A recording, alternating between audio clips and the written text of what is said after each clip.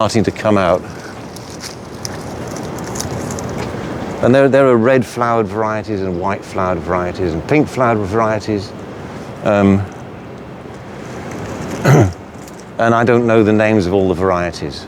And nor do the nursery suppliers in Guangdong, so it doesn't matter. But what it means is, if you like it, photograph it. Because then you can show it to the contractor in Guangdong and he'll say, ah, yeah, I know that one, right? But if you give him the fancy name that the American nurseries will have for it, of course they don't, it's almost irrelevant and difficult to remember anyway.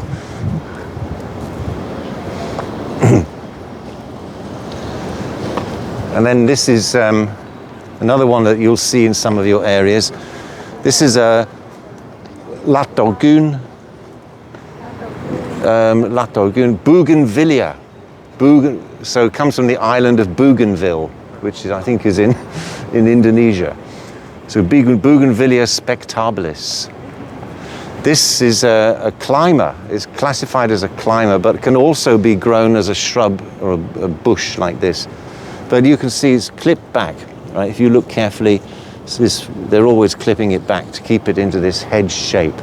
Otherwise, it'll grow huge. You know, it could, if it got attached to the tree, it could grow right to the top of the tree. You know, I mean, it can grow enormous, actually, Lac d'Orgune, the Bougainvillea. And of course, grown for these beautiful coloured bracts. Now, it's the actual flowers are those little white ones, right? That's the flower.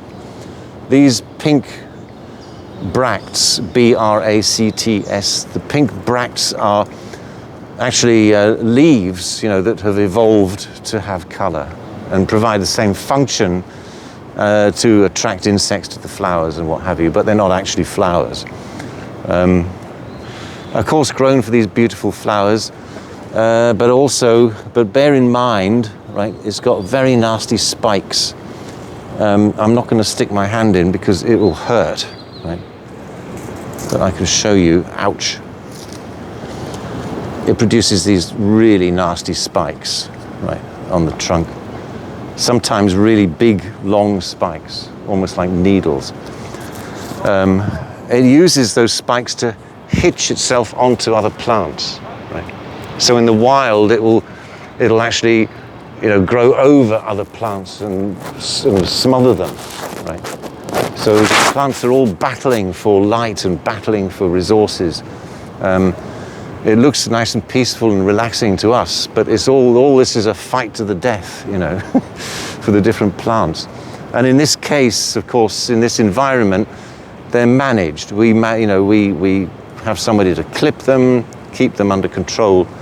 If you don't, you know, so all of these plants are carefully managed, you know. So let's not stand here too long in case this thing falls over. I don't trust the jacaranda at all.